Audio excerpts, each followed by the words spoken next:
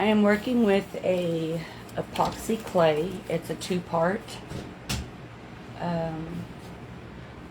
I did not buy solvent. This is my first time really using it, so I was a little nervous to even bother with it because I'm not really comfortable with it because I don't know it. But the other thing that we can do is only mix it in small portions because it dries really fast. And I used it. I had a good sized portion on one side, good sized portion on the other, and to be honest, mixing it in only like little 1-inch spots is absolutely 100% the best, in my opinion. I don't want to cross-contaminate my clay here, so I'm going to grab about a 1-inch ball of that. A little bit more. It's about even. And then you put these together and you mix them until they're bonded. And so apparently if you don't use gloves, it's not good for your hands. But today I am making this wind fairy, and I've been working on her for a couple days. I've been building her armature body with wire and foil, and I had a different thing for the wings, but I think I want the wingspan to be a little bit different for this girl. And this right here is also a feather.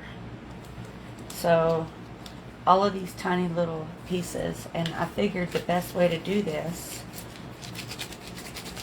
is to roll it out like so, and then pinch off little bitty pieces, and then make my indent into it. That makes it a feather, and then I press it into place without damaging the feather too much, hopefully. So pinch off a little ball,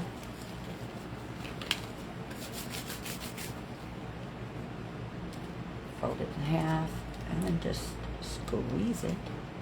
Not super thin, not super heavy, thick either, so you want it in between.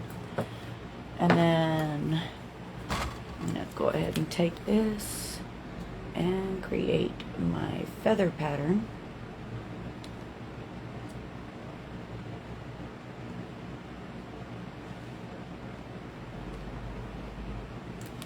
And then I'll do the other side. And that's all I'm doing. So if I'm not talking and I drop off and I'm focused, it's because I'm just making these bad boys and attaching them where I think they need it. So this one I'm going to attach up here, give it a little bit of space, and then I'm going to, there we go.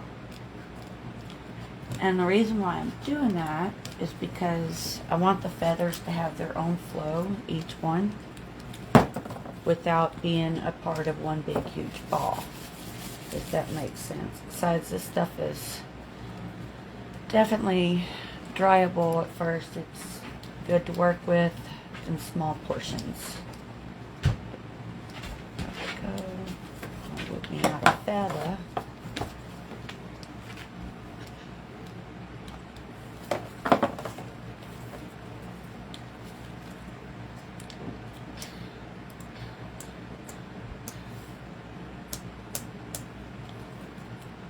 There we go. And whip it out in there like it's chop suey. Karate chopping it in there. And then I'm going to attach this one here. And then I'm going to put one in the middle that makes these two bond together. But on the bottom of the feather, they look really nice, I hope. Like I said, it's my first time I'm sculpting.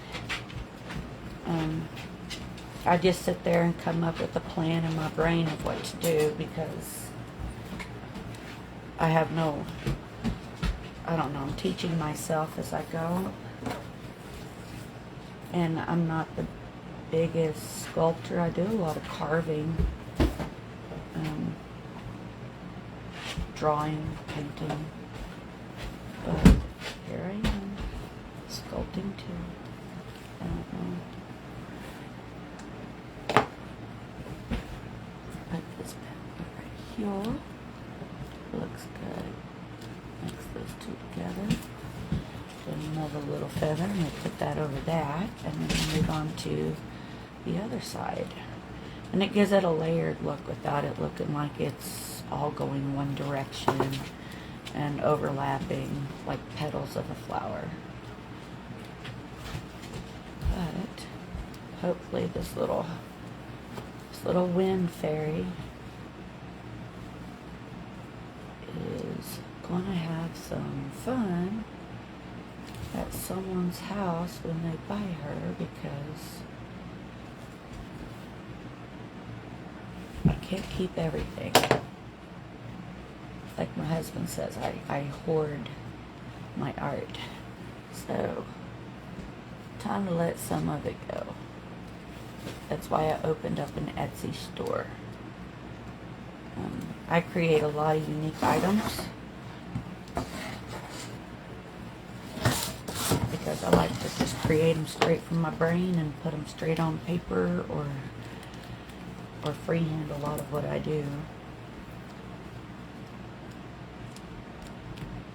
But all I'm doing is creating feathers all the way up until I get to, I think, about the chest piece.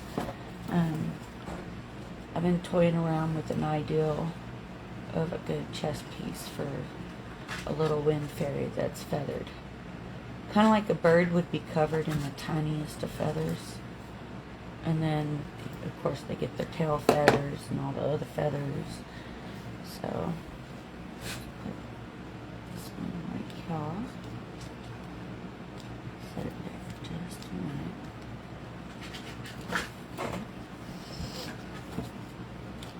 Do another feather. This one I made a little thicker because I like to make them all different sizes. If they're all one size, they look a little funky in my opinion. I tried that on the bottom, and I just really didn't like it. I want them to be feathers, not scales. So,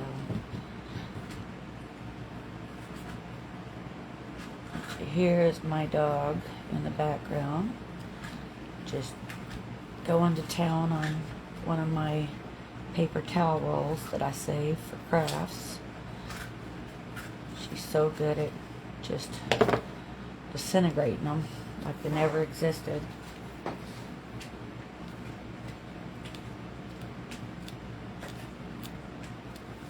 Cool. It's going to combine all of them to make a round wig. I'll put one right here. It's kind of like laying bricks, but feathers. Feather bricks.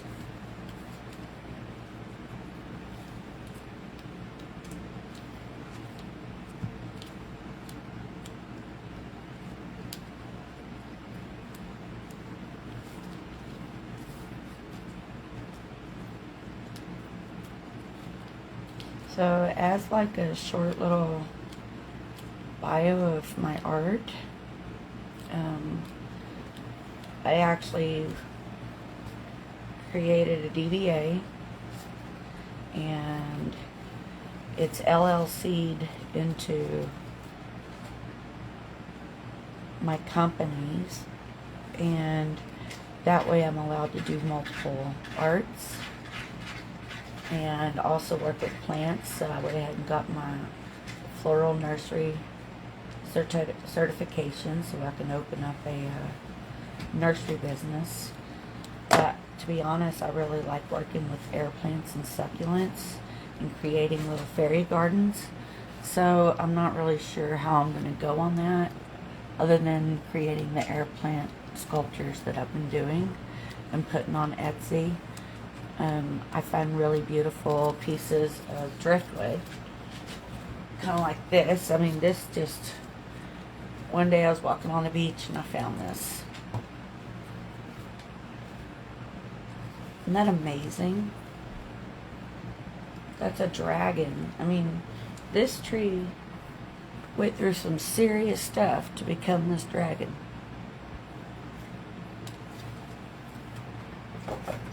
But you'll be surprised at what you find. And that's why I love being out in nature and looking for what I can find to make art out of. Looks like a what? A bird. A bird?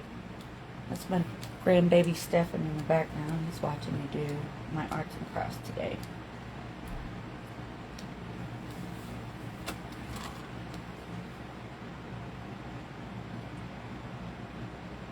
I think it looks like a dragon because it's got its mouth open and it's huge and it looks like it's about to fly in and roar its fire.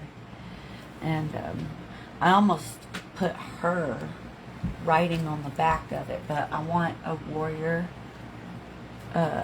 fire spirit writing on the back of it. So when I go to create that little individual, I'm not sure I'm going to mess with the actual wood too much because it's so natural and it just looks like it was created for a special fairy. So it's like this piece of wood here that this fairy's on. I had this piece of wood for 2 years. I was going to make a bowl out of it, you know, to put like ornaments in. Ornament little balls or whatever, and for some reason I just stopped and felt like that wasn't what it was supposed to be, even though that's what I wanted it to be. But look at it now, not even knowing it. 2 years later, here it is, the base for this wind fairy.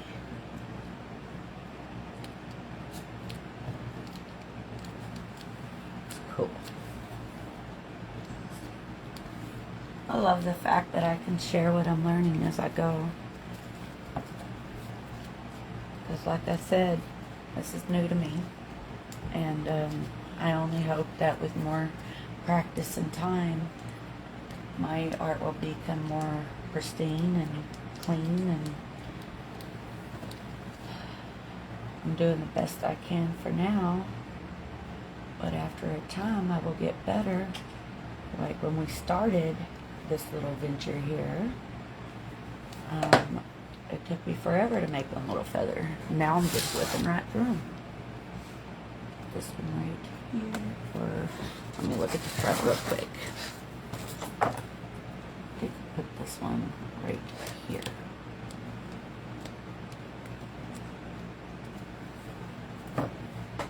And then I'll put another one right there. Looking good to me.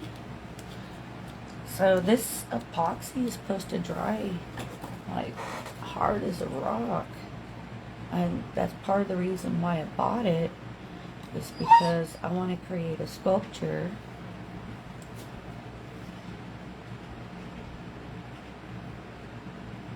that doesn't fall apart. Because I tried doing this some time ago, and I even recorded it on Facebook what I was doing, and it was crazy because like it took forever to dry, which I would consider to be days, and then it turned around and cracked everywhere and then was leaning funny. And like I said, I'm new to sculpting, so it was kind of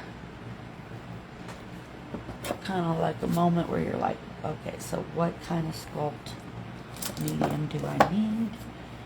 What is in my best interest, because this is what I want to make. It's not good. And it was really hard for me to come up with that because I've never heard of epoxy clay. I mean, I know there's joint compound and epoxy putties, but I didn't even think to use it as a clay.